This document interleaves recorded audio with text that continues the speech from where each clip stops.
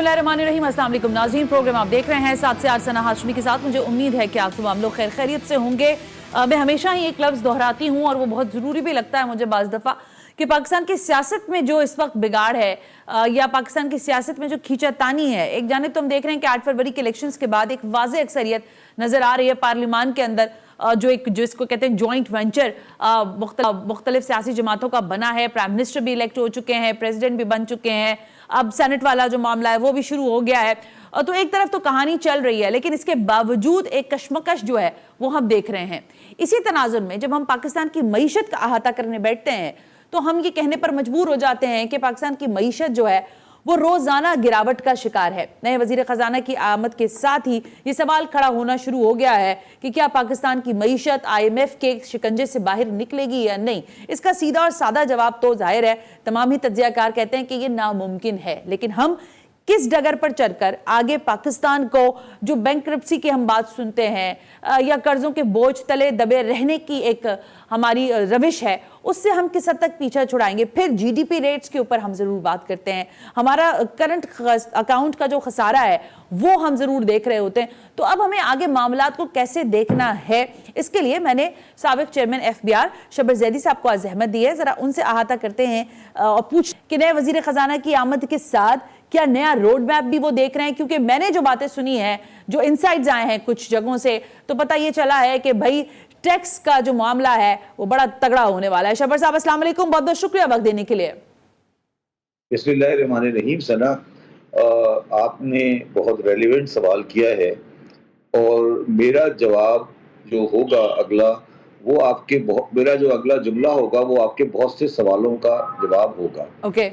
आपको पता है कि मेरा ज़ाती तौर पर बहुत शदीद इख्तिलाफ है इस सियासी सेटअप से जो सामने आया हुआ है, मगर मैं आपके सामने आज TV पे लाइव ये कह रहा हूँ कि मेरी पूरी 100% सपोर्ट होगी, ज़हनी, जिस्मानी और इंटेलेक्चुअल टू औरंगजेब साहब, और मेरी पूरी कोशिश होगी कि वो कामयाब हों।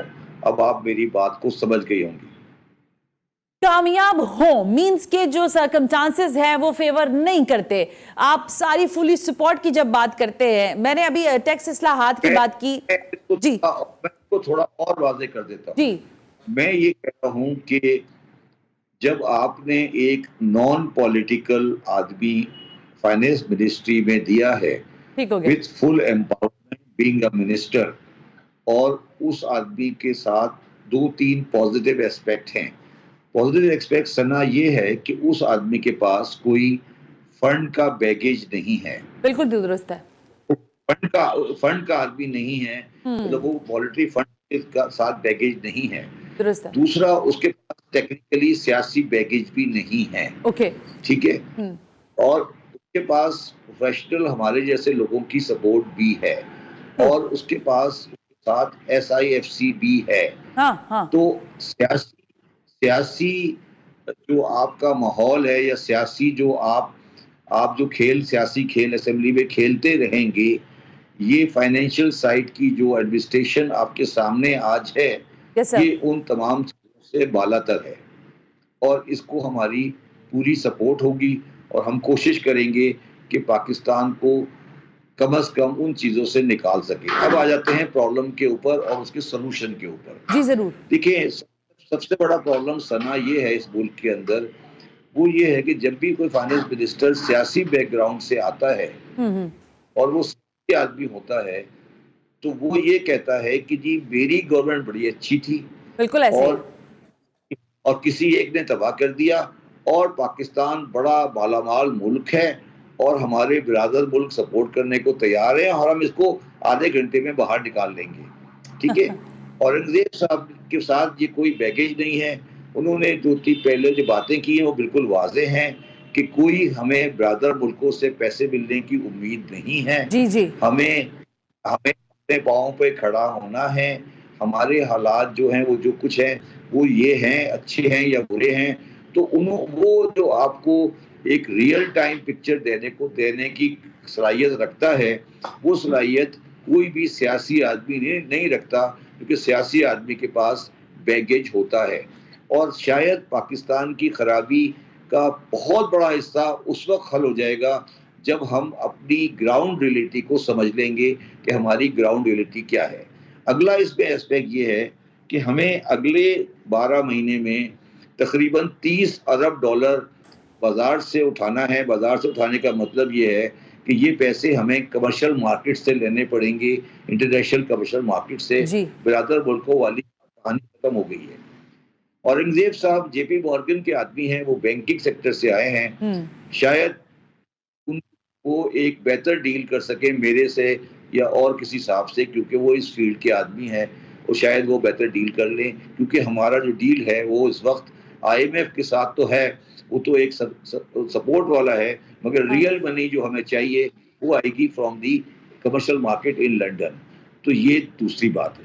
तीसरी बात तो ये है कि औरंगजेब साहब के साथ कोई पॉलिटिकल बैगेज नहीं है, और the taxation of culture, taxation of retailer और टैक्सेशन ऑफ रियल एस्टेट, इसके ऊपर वो आगे उनको बढ़ना पड़ेगा। यहाँ पर आकर उनको रुकावटें आएंगी, और मैं शब्बर साहब इसी तरफ आ रही थी, आप अच्छी तरफ ले आए। देखिए, जब टैक्स नेट की बात, आज जब मैं अभी आपसे बात कर रही हूँ तो पता ये चल रहा था कि IMF मुज़ाकरात जो हो रहे हैं, वो IMF का जो मिशन है, आज मुज़ाकरात का उसका दूसरा रोज था। फिर टैक्स इस्लाहात पर FBR के साथ मीटिंग थी।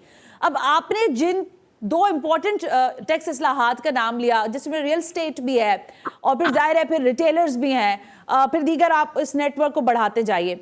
हमारा असल इशू शुरू से उस पूल का ही है जो टैक्स का है। आप समझते हैं कि औरंगजेब साहब के फाइनेंस मिनिस्ट्री में आने के बाद टैक्स नेट का वो जो हुजूम हम बढ़ाने की साल से कोशिश कर रहे हैं, रियल एस्टेट के अंदर भी, फिर रिटेलर्स के ऊपर तो आपने भी बड़ा काम किया था।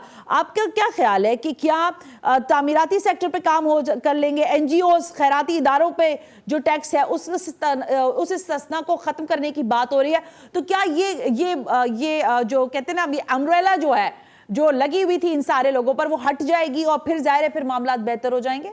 शब्बर साहब, देखिए सना, 2 बातें हैं।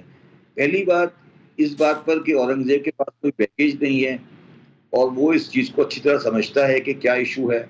हम लोग कम्युनिटी जो बाहर बैठी है, चाहे हम उस सियासी सोच से एग्री करते हो नहीं करते हो, उसकी सपोर्ट करेंगे इस चीज के ऊपर। अब जो आके टर्निंग पॉइंट होगा या उसमें बेसिक पॉइंट होगा कि उस पे हमारी एस्टेब्लिशमेंट का मिजाज क्या है। अगर एस्टेब्लिशमेंट औरंगजेब के साथ खड़ी हो गई, और उस एस्टेब्लिशमेंट के साथ खड़े होने से शहबाज शरीफ को सियासी नुकसान होगा। I know. अब क्या एस्टेब्लिशमेंट वो सियासी नुकसान शहबाज शरीफ से करवाएगी तो फिर मसला हल होगा। अगर एस्टेब्लिशमेंट वो सियासी नुकसान नहीं करवाएगी तो फिर औरंगजेब के लाने का मकसद कोई नहीं है। शब्बर साहब, फिर आप बड़ी अजीब सी बात कह रहे हैं। देखिए, ये आपको लगता है कि मेरी ये फीलिंग है कि एस्टेब्लिशमेंट के पास अब कोई चॉइस नहीं है, उन्हें पीछे खड़ा होना पड़ेगा औरंगजेब के। अच्छा, मैं आपसे शब्बर साहब बिल्कुल मुख्तलिफ सवाल कर लेते ना। जो ज़ाहिर है हमने इम्पोर्टेड प्राइम मिनिस्टर भी देखे हैं इस मुल्क में, आते रहे शौकत तरी, पिछले अदवार में, लेकिन ये मुझे सिर्फ आप ये बता दें कि क्या आपको लगता है कि ये वजीर खजाना किसी एक की इमा पर आए हैं, या सारे लोगों का एक कंसेंसस डेवलप था कि हाँ भाई ऐसे ही बंदा लेकर आओ जो नॉन पॉलिटिकल हो और सारे लोगों का उसके साथ इंटरेस्ट भी हो और वो प्रॉब्लमैटिक भी ना हो सिस्टम के लिए? देखिए, मैं थोड़ी सी चीजें क्लैरिफाई कर दूं। मेरा अपना व्यू है कि एस्टेब्लिशमेंट इस वक्त उन लोगों से काफी नाला हैं जो लोग फंड तरफ से आते हैं। अच्छा, वो ये समझते हैं कि जो फंड से लोग आते हैं, ये लोग वापस जाके फंड में नौकरी करते हैं या फंड में जाके उनको एडवाइजरी करते हैं, तो ये टेक्निकली कभी इंडिपेंडेंट नहीं होते। आप मेरी बात समझ रही हैं? जी, मैं ठीक है। फंड का मतलब है IMF या वर्ल्ड बैंक या एशियन डेवलपमेंट बैंक, इनके जो लोग आते हैं ये लोग इंडिपेंडेंट नहीं होते, पहली बात। दूसरी बात ये है कि जो लोग सियासी होते हैं, जैसे डाट साहब थे या और लोग थे, सियासी लोग होते हैं, वो अपने सियासी जो उनके बेसिस हैं वो उनसे डेविएट नहीं करते। तो दो चीजों पे एग्रीमेंट था। देखिए शब्बर साहब, जब आप SIFC का नाम लेते हैं, तो SIFC जो है, इन अदर वे अगर मैं बात करूं तो ये तो एक पूरा कंसेंसस डेवलप कर कर चीज़ों को स्ट्रीमलाइन करके चलाने के लिए बनाया गया है। आप समझते हैं कि इस SIFC के थ्रू भी मईशत का वो जो कंट्रोल है और जो बेहतरी का काम है, जिसमें हमने पहले भी आपसे शायद तकरार से ये बात हमेशा की है कि हमने देखा डॉलर को किस तरह से कंट्रोल किया, कहाँ कार्टल्स थे उनको रोका गया, कैसे गोल्ड प्राइसेस के हवाले से हमने हमेशा आपसे बात की है, और फिर दीगर और करेंसी रेट्स के ऊपर। तो आप समझते हैं कि SIFC will make the great success about it, जो औरंगजेब साहब भी फिर उन्हीं के साथ होंगे और फिर वो रोड मैप जो हमें चाहिए, दे इवेंचुअली मेक इट। देखिए सना, मैं इस बात को थोड़ा सा आसान कर देता हूँ। प्लीज। एक खानदान में चार भाई हैं और एक भाई ज्यादा पावरफुल है। तो जब मीटिंग के अंदर वो पावरफुल भाई बैठा होगा तो बाकी चार भाई, चाहे उनमें से एक भाई बाहर भी है, उसको ये रियलाइज पड़ेगा कि ये जो बात है इसके पीछे उस बड़े भाई को जो कि ज्यादा पावरफुल है उसकी सपोर्ट है, तो उसको उस पर एक कंसेंसस डेवलप हो जाता है। SIFC इसलिए नहीं आया कि SIFC कोई एडिशनल करेगा, बल्कि वो इसलिए आया है कि वो ये बता रहा है कि इन चीजों के ऊपर जो प्रोजेक्ट आएंगे, इन चीजों के ऊपर पॉलिटिकल गवर्नमेंट और एस्टेब्लिशमेंट का आपस में इख्तिलाफ नहीं है। और ये मॉडल अच्छा है या बुरा है, मगर ये मॉडल अब आ चुका है। अब इस मॉडल को लेके चलना है, आपको किस तरह उनको किस तरह लेके चलना है, सवाल इसका है।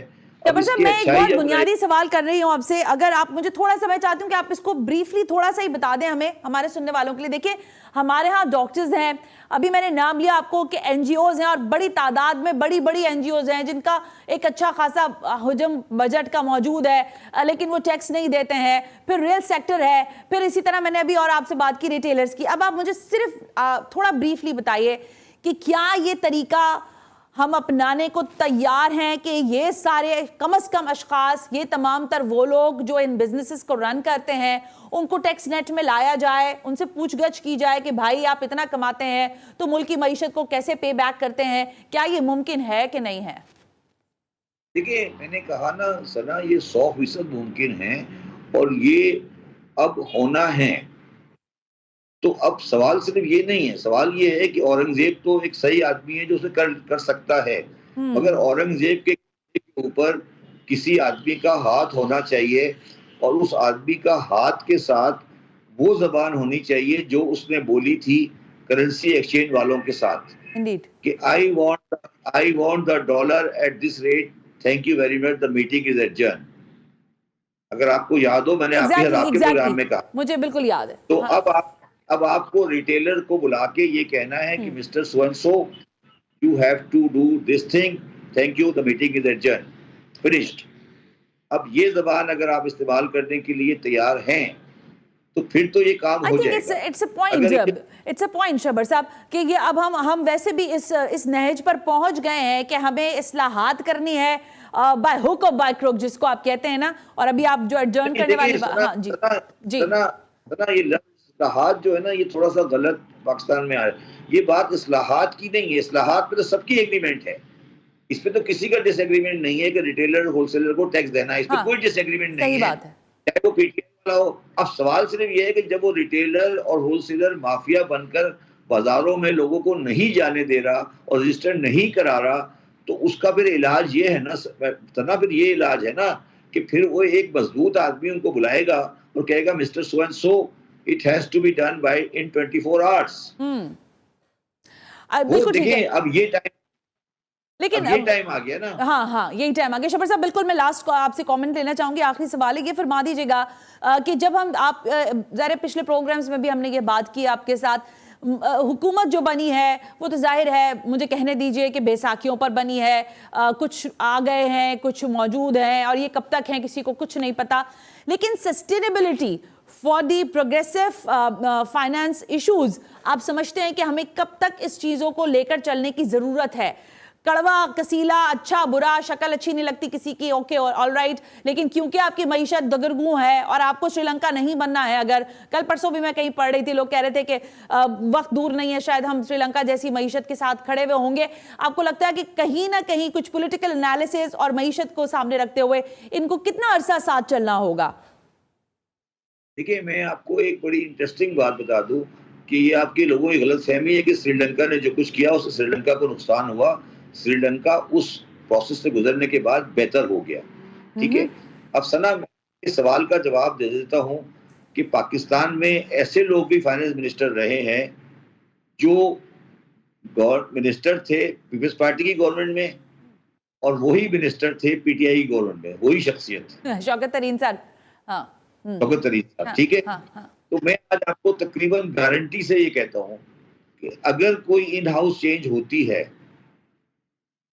सपोज मैं वर्स्ट पोजीशन पे, अगर कोई इन हाउस चेंज होती है पॉलिटिकल साइड पर, तो औरंगजेब साहब 5 साल के लिए आए हैं। Good answer Shabbar Zaidi, that's I want to listen कि आप ये बोलें कि औरंगजेब साहब जो हैं वो एक लॉन्ग रन के लिए आए हैं, which is very much clear for everyone. Thank you very much Shabbar Zaidi. साबिक चेयरमैन एफबीआर हमसे बात कर रहे थे। पॉलिटिकल हवाले से जो चीज़ें तो हम देख ही रहे हैं, लेकिन पाकिस्तान की मईशत को एक पूरे वाज़े निज़ाम तरीक़ेकार के साथ चलाने की ज़रूरत है। और ये बात हम नहीं देखें, अभी साबिक चेयरमैन एफबीआर शब्बर जैदी साहब और बहुत सारे मईशतदान जो पाकिस्तान की मईशत की नब्ज समझते हैं, वो ये कह रहे हैं कि पॉलिटिकल सिस्टम में जो हो रहा है सो होने दें। खींचातानी हो रही है, सड़कों पर एहतजाज की सियासत हो रही है, लेकिन पाकिस्तान की मईशत को सुधारने के लिए बैठने वाली एस्टेब्लिशमेंट और बाकी सारे भी औरंगजेब जैसी शख्सियात को लाने का मकसद यही है कि पाकिस्तान की मईशत को सही डगर पर चलाया जाए। एक ब्रेक शामिल करते हैं, ब्रेक से वापस आते हैं तो एक और स्टोरी आपके साथ शेयर करते हैं।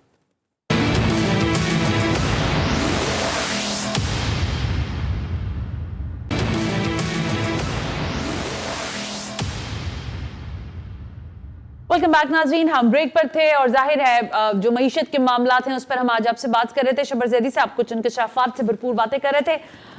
अभी हम बात करना चाहते हैं पाकिस्तान तहरीक इंसाफ की तर्जुमान से, क्योंकि जो पीटीआई है वो आज हमने देखा पार्लियामेंट के अंदर एक बड़ा हंगामा खेज इजलास रहा। एक जानिब ऑर्डिनेंस की भरमार थी, एक जानिब एहतजाज जो है वो हमें दिखाई दिया, और इसमें एक खुशाइन पहलू ये था कि पाकिस्तान पीपल्स पार्टी ने भी जो ऑर्डिनेंस आए हैं, मैं देख रही थी कि उसकी उन्होंने मुखालफत की कि इस तरह से पार्लियामान नहीं चलाया जा सकता। लेकिन जो हम बात करने जा रहे हैं पीटीआई से वो ये है कि इस वक्त पाकिस्तान तहरीक इंसाफ जो है मफाहमत की पॉलिसी की करीब करीब हमें दिखाई देती है। कैसे?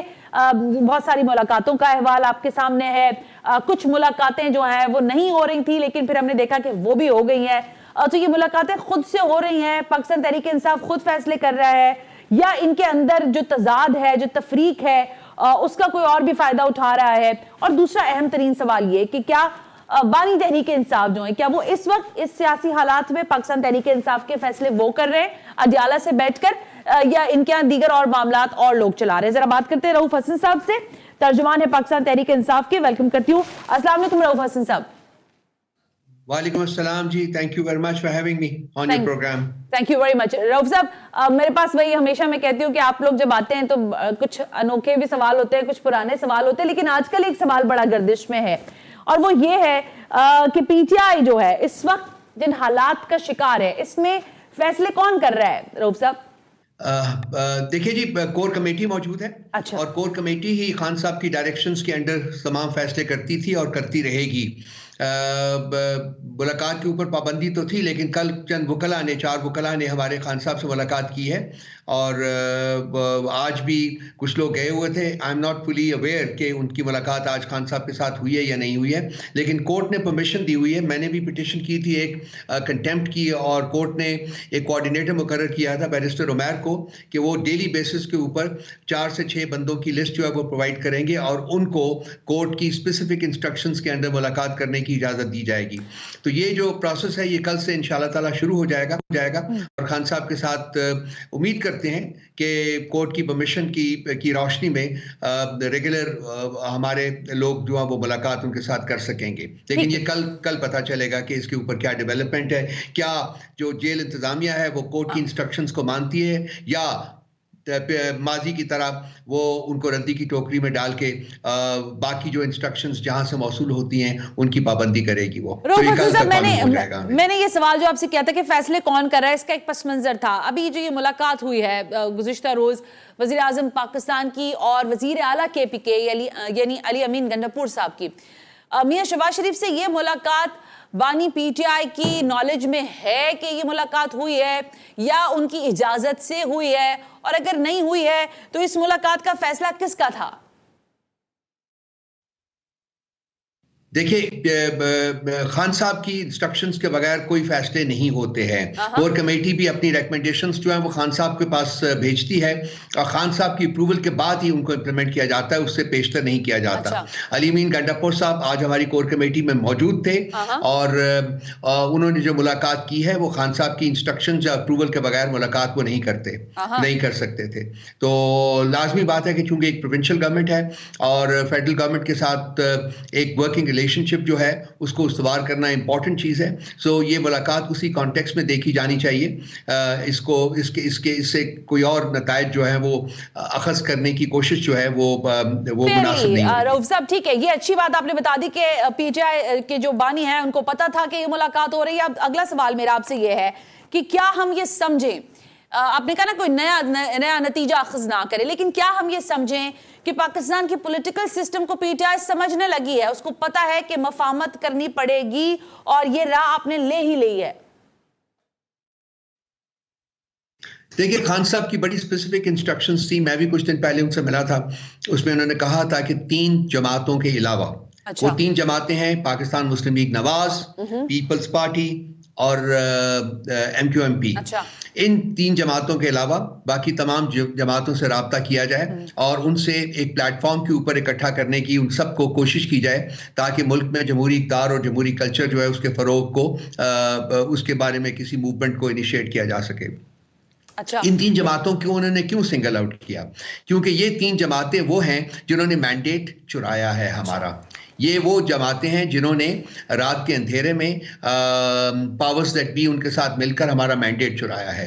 तो जो मैंडेट चुराया है, हमारी इस वक्त स्ट्रगल क्या है, हमारी जद्दोजहद क्या है? हम अपना मैंडेट जो है वो वापस, जो अवाम का मैंडेट है वो वापस लेना चाह रहे हैं और इन जमातों के खिलाफ ही हमारी स्ट्रगल है, हमारी जद्दोजहद है।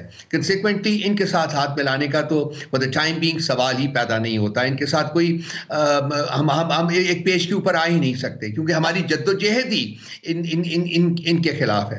सो बाकी जो जमातें हैं जितनी भी हैं उनमें आपने महमूद खान अचकज़ई साहब का भी नाम लिया, उनको सदारत का उम्मीदवार हमने उनको नॉमिनेट किया था।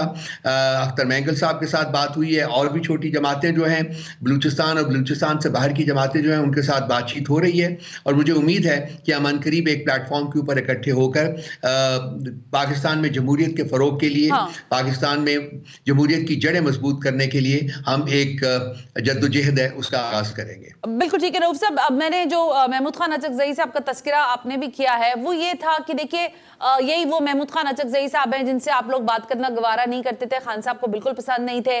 फिर मौलाना फजल रहमान साहब के साथ तो आप लोगों के ताल्लुकात कैसे थे ये जुबान ज़दे आम है बात। लेकिन अब जब आप मुलाकात कर रहे हैं, मैं इसको अच्छा कह रही हूँ, ये एक अच्छा इनिशिएटिव है, लेकिन क्या हम मुस्तकबिल में फिर ये उम्मीद रखें कि पाकिस्तान पीपल्स पार्टी से आज नहीं तो फिर जाहिर है कहीं ना कहीं मुलाकात कोई ऐसा फ्रेमवर्क बन जाएगा या फिर MQM के साथ कोई फ्रेमवर्क बनेगा? कोई इम्कान रखें इस चीज का कि जब जाहिर है जो कल बुरे नहीं रहे आपके लिए अब वो आज अच्छे हो गए हैं, तो जो आज बुरे हैं वो कल अच्छे हो सकते हैं? देखिए, पाकिस्तान पीपल्स पार्टी, पाकिस्तान मुस्लिम लीग और MQM वो 3 जमातें हैं जिनका जिक्र मैंने पहले भी किया है कि इनके साथ अभी इस वक्त हमारी जद्दोजहद इन्हीं जमातों के खिलाफ है। हमने इन्हीं जमातों, हमारा मैंडेट चुराकर इन्हीं जमातों में बांटा गया है। अच्छा। सो इन्हीं जमातों से हमने ये मैंडेट वापस लेना है जो आवाम का मैंडेट है जो हमारे हक में उन्होंने दिया हुआ है। इसलिए इनके साथ किसी किस्म की बातचीत का, ये अगर अपना मैंडेट जो है जो उन्होंने चुराया है वो वापस करें तो उसके बाद सोचा जा सकता है कि जी इनके साथ कोई और बातचीत हो सकती है कि नहीं। मैं ये बिल्कुल नहीं कह रहा कि इनके साथ बातचीत तब भी हो सकेगी, लेकिन सबसे पहले जो इन्होंने मैंडेट चुराया है वो। थैंक यू, इजाजत दीजिएगा। मैं ये पूछना चाह रही थी कि दायरे ऑपोजिशन लीडर के मामले पर हमने देखा कि पार्लियामान में जो है या सादिक साहब ये कह रहे थे कि कौन है ऑपोजिशन लीडर, तो ये तो हमें पता था कि दायरे उमर अयूब साहब ही होंगे। अब आपके हालात क्या हैं? वही हैं आपके ऑपोजिशन लीडर मेरा ख्याल है, क्योंकि अभी तक उनको शायद पार्लियामान में नोटिफाई नहीं किया गया।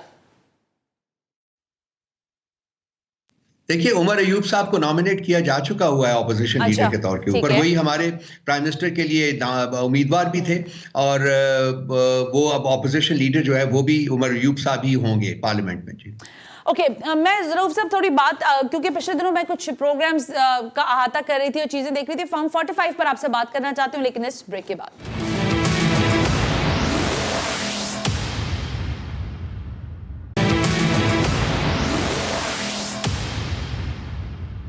Welcome back. रऊफ हसन साहब मेरे साथ मौजूद हैं, तर्जुमान है पाकिस्तान तहरीक इंसाफ के। रऊफ साहब, सवाल मैं आपसे ये कर रही थी कि फॉर्म 45 का जितना शोर बाकी मुल्क में उठा रखा है आपने और बाकी सारी जमातों ने भी, लेकिन केपीके में हम देख रहे हैं कि वहां के फॉर्म 45 पर कोई आवाज नहीं है, तो उस पर भी उतनी बात करनी चाहिए जितना पंजाब और बाकी सूबों, सिंध, कराची के हवाले से बात कर रहे हैं। रऊफ साहब, देखिए भी, जिसको कंप्लेंट है इलेक्शन के बारे में, उसके पास बाकायदा फोरम मौजूद हैं, जैसे कि पीटीआई के पास फोरम मौजूद हैं। हम उन फोरम्स के ऊपर जा रहे हैं। इन पार्टीज को भी चाहिए कि उन फोरम्स के ऊपर जाके दादरसी की दरख्वास्त करें, जैसा कि हम कर रहे हैं। अच्छा। ये सब पर अप्लाई होता है, इक्वली अप्लाई होता है। जिसको जो भी कंप्लेंट है इलेक्शन प्रोसेस के बारे में, वो उसको इन फोरम्स के ऊपर जाकर अपनी कंप्लेंट जो है उसको लॉन्च करना चाहिए। एक बात बताता चलूं कि हमने आज की कोर कमेटी में यह भी फैसला किया है कि लेटेस्ट मंडे तक हम सुप्रीम कोर्ट में एक दरख्वास्त लेके जाएंगे, जिसमें हम उनसे इस्तदा करेंगे कि वो इलेक्शन में जो धांधली हुई है उसका नोटिस ले और उसके बारे में जल्द से जल्द कोई फैसला जो है वो सादर करे। अच्छा रऊफ साहब, ठीक है, मैं इसके बाद में आपसे सवाल करना चाहूंगी। अभी मैं मईशत के हवाले से बात कर रही थी। पाकिस्तान की मईशत को धचका देने के लिए आपने खत लिखा IMF को, फिर आपने यूरोपीय यूनियन तक रसाई के हवाले से भी अभी मैं देख रही हूं कि मामला चल रहे थे। ये IMF वाला तो आपका जो गेम था या जो खत था वो तो कारगर साबित ना हुआ। मुज़ाकरात भी हो रहे हैं, पता चल रहा है कि फंड्स भी मिलने वाले हैं। तो ये यूरोपीय यूनियन को भी आप लोगों ने खत लिखे। ये पाकिस्तान की सियासी मामलात को और दुनिया में ले जाकर आश्कार करना और बदनाम करना, मैं नहीं कह रही, लेकिन लोग कह रहे हैं ये तो पाकिस्तान की गद्दारी के जुमरे में आता है। रऊफ साहब, देखिए, जो लेटर हमने लिखा था IMF को, वो मैं आपके सामने, वो लेटर आप भी रख लीजिए, मैं भी रख लेता हूं, और आप मुझे बता दीजिए कि वहां हमने कहां कहा है, कब कहा है कि अब कि IMF जो है वो पाकिस्तान की फंडिंग ना करे। सेकंड पैराग्राफ वो ये कहता है उस लेटर का, अगर आपके सामने है तो आप खुद पढ़ लीजिए कि इस लेटर का मकसद ये नहीं है कि IMF जो है वो पाकिस्तान की फंडिंग ना करे। इसके अलावा उनका एक अपना मैंडेट है, उसकी मैंडेट की एक क्लॉज है जिसमें उन्होंने कहा है, IMF ने कहा हुआ है कि अगर किसी मुल्क के बारे में ये पता चले कि वहाँ ये जो प्रोसेसेस हैं, इलेक्टोरल प्रोसेसेस जो हैं वो फेयर नहीं हुए और इन शहादतें जो हैं इनके कोई शवाहिद भी हमारे पास मुयस्सर हों, तो हम वहाँ ऑडिट का कह सकते हैं। ये IMF का अपना मैनिफेस्टो है, उसकी क्लॉज है, एक क्लॉज 9 है आई थिंक, जो मैंने कोट की है। सो हमने उस लेटर में सिर्फ ये कहा है कि कम से कम 30% सीटों के ऊपर उनका ऑडिट कराया जाए। ये वही सवाल है जो कि हम पाकिस्तान में भी उठा रहे हैं, ये वही रिक्वेस्ट है जो हम पाकिस्तान में भी कर रहे हैं। सो उस लेटर का मकसद मुल्क दुश्मनी खुदा न ख्वास्ता नहीं था। उस लेटर का मकसद सिर्फ ये है कि पाकिस्तान में जो इलेक्टोरल प्रोसेस के ऊपर शब खून मारा जाता है और किसी एक पार्टी का मैंडेट चोरी करके किसी दूसरी पार्टी की झोली में डाला जाता है, ये प्रोसेस खत्म होना चाहिए। लोग जिस पार्टी को चाहें वोट दें उसी पार्टी को। अच्छा, मैं फिर यूरोपीय यूनियन वाले मामले पर रऊफ साहब क्या फरमाइएगा कि आपको लगता है वो वाला जो आप लोगों ने सारा मामला शुरू हुआ है, मुझे नहीं पता इल्जाम है कि आप लोगों ने किया है, उसकी क्लैरिफिकेशन भी किसी हद तक आई है, लेकिन क्या ये कोई इनिशिएट करने की बात हो रही थी? देखिए, हमने वहां भी ये कहा है कि इस मकसद के लिए किसी बैरूनी ताकत को इंटरफेयर करने के लिए, लेटर के कंटेंट्स में आपको पढ़ के सुना रहा हूं, किसी बैरूनी इंस्टीट्यूशन को इंटरफेयर करने की जरूरत नहीं है। हमारे यहाँ हमारे मुल्क में पिलडैट वगैरह के हमारे इंस्टीट्यूशंस मौजूद हैं जिन्होंने अपनी रिपोर्ट्स में इन मामलात को उठाया है, और हमने ये लिखा है उस लेटर में कि तकरीबन 2 हफ्ते के अरसे में यही इंस्टीट्यूशंस जो हैं ये ऑडिट मुकम्मल कर सकते हैं। तो किसी किस्म की इंटरफेरेंस की दावत नहीं दी गई, लेकिन सिर्फ सेंसिटाइज किया गया है, उजागर किया गया है कि पाकिस्तान के मसाइल, असल मसाइल हैं वो क्या हैं। दूसरी बात आपने की है ये ईयू के बारे में, ये एक फॉल्स एंड फैब्रिकेटेड एक्यूजेशन है। मैंने कल पार्टी के प्लेटफॉर्म से एक बयानिया जारी किया था इस सिलसिले में, और हम सोच रहे हैं कि हम इस सिलसिले में कानूनी चाराजोई भी करें। ये हम अपनी लीगल टीम के साथ इस मसले को डिस्कस किया जा रहा है। तो ये जो जिस किस्म की पॉलिटिक्स ये डेकॉइट्स का जो टोला है ये कर रहा है, अनफॉर्चुनेटली हम उस किस्म की पॉलिटिक्स करते नहीं। आप कह रहे हैं एक फॉल्स स्टेप था। ठीक है रऊफ साहब, मुझे मेरे पास टाइम बहुत कम है, इसलिए मैं थोड़ा सा तेजी से चलना चाहूंगी। अडियाला जेल में मुलाकातें और ये सारा कुछ हमने देखा कि फिर वज़ारे आपकी लीगल टीम के कुछ लोग मिल भी रहे हैं, लेकिन पानी तहरीक इंसाफ जो है उनकी जान को खतरा है। अब इस मामले पर भी आप लोगों में डिस्प्यूट है। आधे लोग कह रहे हैं खतरा नहीं है, आधे कह रहे हैं खतरा है और उनको अडियाला में रखें, आधे कह रहे हैं नहीं इनको बनीगाला शिफ्ट कर दें। ये क्या मामला है? खान की जान जो है उसके मामले में भी तजादात हैं। देखिए जी, हमने कोई एप्लीकेशन मूव नहीं की है कि उनको अडियाला से कहीं और शिफ्ट किया जाए, बल्कि बुशरा बीबी की एक पिटिशन पेंडिंग है इस वक्त हाई कोर्ट के पास कि उन्होंने भी कहा है कि जी मुझे मेरी मर्जी के बरखिलाफ इन्होंने यहाँ बनीगाला में कैद किया हुआ है और मैं भी अडियाला में वापस जाना चाहती हूँ। So far as we are concern, so far as Khan sahab is concern, so far as Bushra Bibi are concern, ये कोई इस किस्म की एप्लीकेशन या किस किस्म की ख्वाहिश का इजहार नहीं किया गया। जो भी फैसले किए जा रहे हैं वो यकतरफा किए जा रहे हैं, उसमें हमारी कंसल्टेशन बिल्कुल शामिल नहीं होती है। जहां तक रहा खान साहब की जान को खतरा और बुशरा बीबी के सिक्योरिटी कंसर्न्स जो हैं, वो भी आज हमने अपने बयानिए में कोर कमेटी की इजलास के बाद जो बयानिया है उसमें हमने उनको भी रिएटरेट किया है कि ये बिल्कुल हमें कंसर्न्स हैं, बहुत शदीद किस्म के कंसर्न्स हैं खान साहब और बुशरा बीबी की सिक्योरिटी के बारे में, और हम चाहते हैं कि इस सिलसिले में हमें रीअश्योरेंसेस दी जाएं, खान साहब को रीअश्योरेंसेस दी जाएं, बुशरा बीबी और खान साहब दोनों के बारे में रीअश्योरेंसेस दी जाएं, और जो भी इंतजाम किया जा सकता है वो किया जाए ताकि ये जो खदशात हैं जिनका इज़हार ये आपने एक अच्छी बात की ना रऊफ साहब कि कोई मूव आप लोगों ने एप्लीकेशन की नहीं, एक तरफा आप कह रहे हैं फैसले हो रहे हैं। अच्छा, अभी मुलाकात तो हुई है अली अमीन गांडापुर साहब की, लेकिन हमने पिछले दिनों देखा कि अचानक ये आवाजें शुरू हुई कि वजीर आला KPK जो हैं उनकी गिरफ्तारी अगले चंद घंटों में हो सकती है या होने वाली है। अगर थोड़ा सा इसको हाइपोथेटिकल रख लें, अगर मामला जो ग्राउंड पर जिस तरह से उनके FIRs हैं या मामलात है उनके सियासी, उसके बाद उनकी गिरफ्तारी हो जाती है, so what will be the next move? देखिए, उनकी प्रेजेंस जो है चीफ मिनिस्टर KPK की हैसियत में वो बहुत से लोगों को बहुत तकलीफ पहुंचा रही है। वो एक डिवोटेड किस्म के PTI के वर्कर हैं और लॉयल PTI वर्कर हैं और वो बड़े कॉम्पिटेंट पॉलिटिशियंस हैं। उनका एक अपना जुदागाना अंदाज है, लेकिन उनकी अपॉइंटमेंट से काफ़ी लोग जो हैं वो ज़रा शदीद दर्द में मुब्तला हैं, क्योंकि वो कॉम्प्रोमाइज़ नहीं करते असूलों के ऊपर।